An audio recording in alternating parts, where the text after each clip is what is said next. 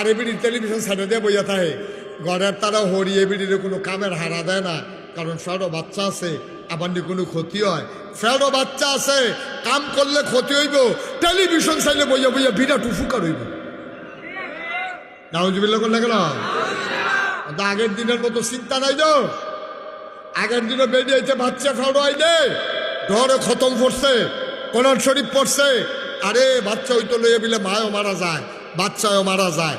আগের তারার চিন্তা আছিল, করম শরীফ খতম করছে, তসবি খতম করছে, দোয়াই ইউনুস পড়ছে, এরকম কলমা শরীফের খতম পড়ছে, তারপরে কোরআন শরীফ খতম দিছে। আর অহনের বেডিয়েতে বাচ্চা ফের হইব, এবিডি কোনো কামটাম করতে পারতো না, এর লেগে বইয়া বইয়া টেলিভিশন চায়। হেতে বিদেশতে আইয়া সেটা বাচ্চা হইছে তো, অহন ফেরো বাচ্চা তে গেছে গা বিদেশ, যাইতে সময় 250 সিডি কিনা দিয়া গেছে,